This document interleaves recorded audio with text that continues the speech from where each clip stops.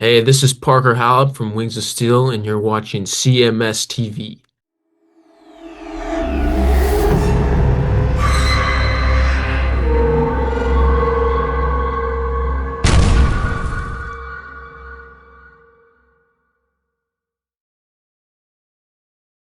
All right, listen up, you freaks.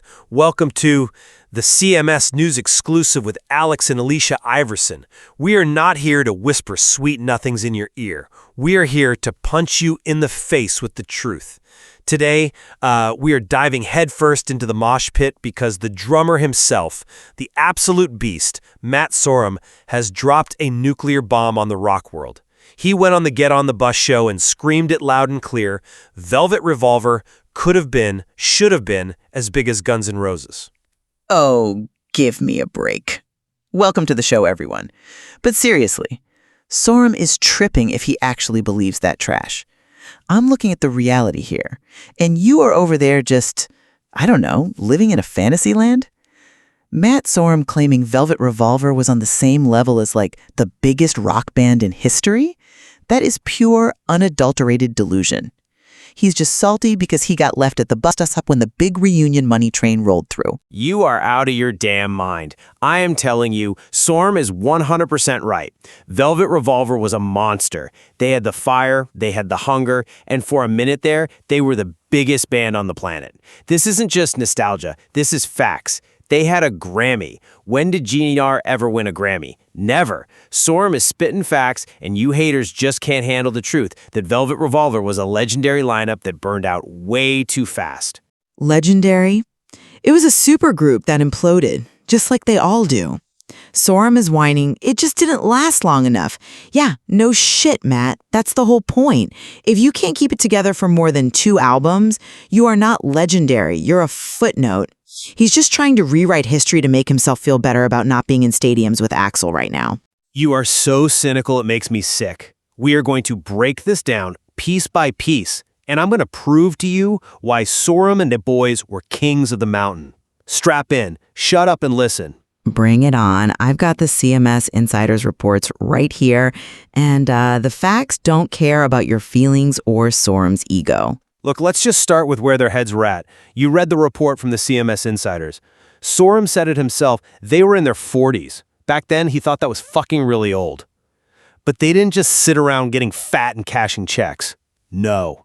They reinvented the wheel. Sorum said they felt youthful and on fire again. They looked at the landscape and said, we are going to war. Oh, please. Youthful? They were middle-aged guys trying to recapture glory. You call that war? I call that a midlife crisis with leather pants. Shut your mouth and listen. Sorum said they got clean. They got in the best shape of their lives. He said, I felt like I was 20. You look at the contraband era.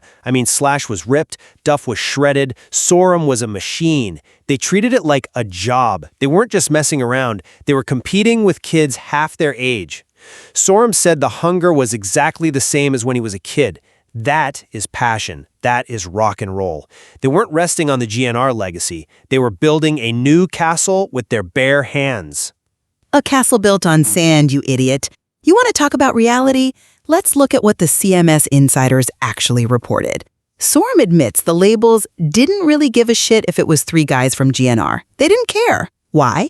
Because 3 guys without a singer are just a cover band at a dive bar. They were holding out for greatness. They were desperate. They spent 2 damn years looking for a singer. 2 years. According to the CMS Insiders, they had an open invitation to the public. Please, anyone, come sing for us. That reeks of desperation. They were begging for relevance. That's called being selective. That's called waiting for the right guy to light the fuse. It's called being washed up until you get lucky. And let's not pretend the clean living was sustainable. Sorum himself admits it was cliché rock and roll schlut, and like a VH1 Behind the Music episode just waiting to happen. The dysfunction was baked into the cake from day one. You can't say you could have been as big as GNR when the foundation of the band was held together by duct tape and wishful thinking. You are ignoring the music. The music is what matters, damn it. Point number 1, the sound. Sorum nailed this. They weren't trying to be Guns N' Roses Part 2. They looked at what was happening, Linkin Park, Queens of the Stone Age, the Foo Fighters were coming up. Sorum said they didn't want that swagger retro rock and roll thing. They went for something harder, something pumping punky. Pumping Punky? What does that even mean? It sounds like a bad energy drink. It means they were chasing trends. They saw what was selling and tried to copy it. It means they were evolving. Look at Slither. That song is a masterpiece. You have that nasty Slash riff, unmistakable, heavy, dropping down low, but then you mix it with Weiland. Sorum described it perfectly, that monotone, sex-type thing vocal style. It wasn't Axl screeching like a banshee, it was Weiland being a snake. It was dark, it was heavy, and it worked. That album, Contraband, it blew up. Sorum said it was on KROQ every hour. They sold 3 million copies. 3 million! In 2004, that is total world domination. 3 million is cute. Guns N' Roses sold 30 million with Appetite. You can't compare the two. You sound stupid even trying. And let's be real about the sound. Sorum admitted they pumped that punky sound because they had to fit into a good club vibe. They were tailoring their art to fit the market because they were scared of being irrelevant. Guns N' Roses didn't give a fuck about the market. They made the market. Velvet Revolver was just trying to sit at the cool kids table with Linkin Park. They were the cool kids table. They walked in and flipped the damn table over. Slither is still a banger today. You play that riff at any bar and the place goes nuts. That proves Sorum is right. They created a sound that stood on its own. They weren't just the ex-Gunners. They were Velvet freaking Revolver. And that brings us to the elephant in the room. The guy who actually made it matter. And the guy who destroyed it. Scott Weiland. God rest his soul. Sorum called him one of the greatest. And he was right. Sorum put him right up there with Axl Rose and Ian Astbury. That is high praise. He said Weiland was one of one. When Scott walked in, Sorum said it jump-started the band. It was game on. You can't deny the charisma. Weiland was a star. He was dangerous. That's what made VR so exciting. You didn't know if he was going to sing or just explode. Yeah, and usually he imploded. Sorum and the guys were idiots if they thought that was going to last. The CMS Insiders report makes it crystal clear. Sorum said they were very aware of Weiland's drug addiction and his chronic tardiness before they even started. They knew he was a junkie, they knew he was a flake, and they hired him anyway. Because the talent was worth the risk. When you want to make history, you take the risk. The risk destroyed the band. It was a disaster waiting to happen. They got 2 albums out of him, Contraband and Libertad, and then they fired him in April 2008. 4 years. That's it. Then they spent years talking nasty shit about each other in the press. That's not a legacy, that's a train wreck. You can't be as big as GNR when your lead singer is a ticking time bomb that you knowingly strapped to your own chest. But while it lasted, it was pure magic. And they have the hardware to prove it. Sorum made a huge point about the Grammy. Velvet Revolver won a Grammy. Sorum said, quote, "We never got a Grammy with GNR, ever." Let that sink in. The critics, the industry, they respected VR in a way they never respected the bad boys in GNR. That Grammy proves they achieved a level of critical acclaim that Axl never got on his own. Oh my God, are you actually caring about a Grammy? That is the most un-rock and roll thing I have ever heard. Who gives a damn about a little gold gramophone from a bunch of suits? You know what matters? The fans, the legacy, the stadiums. GNR feels stadiums. Velvet Revolver played theaters. End of story. The fans loved them. You are wrong. Sorum told this story about being in New York with Duff. They walk out of a gym, looking all swole and sober, and some guy on the street yells, "Hey, you're Duff and Matt from Velvet Revolver." Not Guns N' Roses, Velvet Revolver. Sorum said they looked at each other and felt so proud. They created something new. They weren't just living in the past. That guy on the street proves they had established their own identity. That guy on the street was probably the only guy in New York who didn't own a copy of Appetite for Destruction. Or maybe he was just trying to be nice to the old guys. Look, Sorum is clinging to that Grammy in that one fan interaction, because he has to. But let's get to the real reason he's running his mouth on Get on the Bus. It's the reunion snub. That is what this is all about. He is hurt. He is bitter. He is not bitter. He's just telling his side. He's being honest. He is totally bitter. Did you read the part from his book, double-talking jive? That story is brutal. It's humiliating. Sorum is on tour in South America with Slash and Duff. They are literally in a band together at that moment.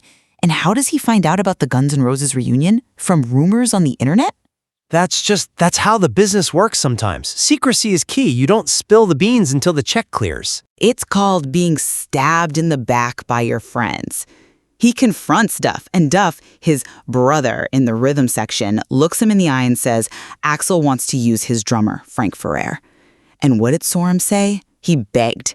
He said, go to Axl and tell him you want me. Now's the time. He was pleading for his spot. It's pathetic. He was fighting for his legacy. He played on the Use Your Illusion albums. He toured the world for years with them. He deserved to be there. And what did Duff say? This is the kicker. Duff said, oh man, I already signed the deal. Cold fricking blooded. I already signed the deal.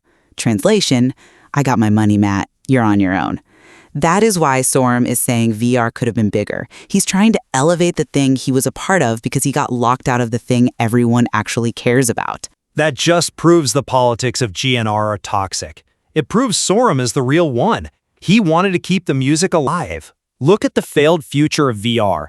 Sorum insisted they tried to keep it going. They didn't just give up after Weiland. They recorded demos with Corey Taylor. Oh, here we go with the what ifs again. What if this? What if that? No, listen, Corey Taylor from Slipknot and Stone Sour, they did 10 songs, 10 demos. Can you imagine that band? The heaviness of Slipknot with the groove of Slash and Sorum? That would have been earth-shattering. Sorum wanted it. He wanted to keep the train rolling. He had the vision. And who stopped it? Slash. Slash vetoed it. Even the guitar player knew it was a bad idea. Slash was wrong. If they had brought in Corey Taylor, Velvet Revolver would be headlining festivals today. They would be bigger than the GNR reunion because it would be fresh, new, heavy music. Sorum is right to be pissed that it didn't happen. He sees the potential that was wasted because Slash probably wanted to save his riffs for the reunion cash grab. Or maybe Slash realized that Velvet Revolver without Weiland was pointless. You can't just plug in another singer and expect magic. And let's talk about the reality of Weiland's end. Sorum talks about ifs and buts, but the reality is tragedy. Weiland was found dead on a tour bus in Minnesota in 2015. He was 48. That is the reality of the lifestyle they were managing. That is a tragedy. Absolutely. But that doesn't erase what they did. It ended the band permanently.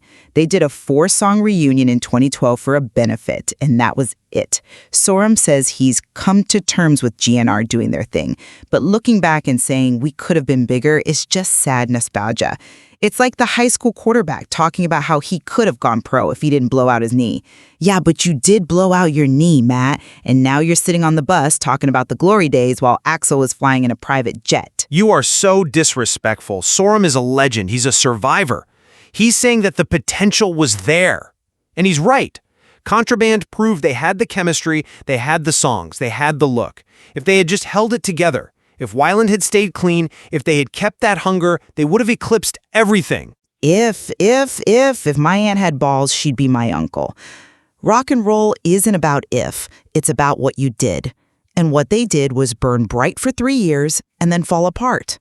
They burned brighter than anyone else at that time. They saved rock and roll in the early 2000s. When everything was nu metal and rap rock, Velvet Revolver brought the swagger back. They brought the guitar solos back. Sorum, Slash, and Duff were a rhythm section from hell. They were tight, they were powerful, and they were the best band on earth for that brief moment. They were a good band. I'll give you that. Contraband was a banger. I still crank Slither and fall to pieces. But longevity defines greatness. The Stones, AC/DC, Guns N' Roses, they survive. Velvet Revolver was a chaotic moment. It was a flashbang. It went off, it was loud, it blinded everyone, and then it was just smoke. But that smoke lingers. That smoke smells like victory.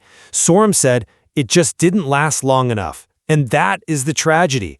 It's not a failure, it's a tragedy. The music industry is a meat grinder. It chewed them up. But for Sorum to say they could have been as big as GNR, I believe him. I believe in the power of that lineup. They had the ingredients. They just cooked it at too high a heat. They cooked it until it burned the kitchen down. Look, Sorum is a great drummer. He's a rock star. but he's viewing history through rose-colored glasses because the current reality stings a little bit. GNR is forever. VR was 2004. That's just the way it is. Well, I'd rather have the memory of 2004 Velvet Revolver ripped, sober, hungry, and dangerous than whatever half-speed nostalgia act is out there now. Sorum knows what they had. He felt it on stage. You can't fake that feeling. When the crowd is roaring and the band is locked in, you feel like you can take over the world. And for a minute, they did. For a minute. And now that minute is over. Sorum admits he's moved on, doing his own thing. But hey, at least he got a book deal and a podcast interview out of it, right? You are impossible. He's sharing history. He's sharing the truth of the trenches. But you know what? We could argue about this until the sun burns out. The fact is, Velvet Revolver rocked, Matt Sorum is a beast, and if you don't agree, you can take it up with the 3 million people who bought Contraband. Yeah, go listen to your CD and cry about what could have been. The rest of us are living in the real world. The real world sucks. I want the rock and roll dream. And speaking of dreams, you freaks listening need to wake up and stop being freeloaders. You want the real, uncensored truth? You want to support the madness? That's right. Stop leeching off the stream and put your money where your mouth is. We need you to become paid VIPs of the CMS. Go right now to classicmetalshow.locals.com. Subscribe today. Get the content that is too hot for the normal feed. Do it now. classicmetalshow.locals.com. Don't be a loser. Join the crew. Hand job.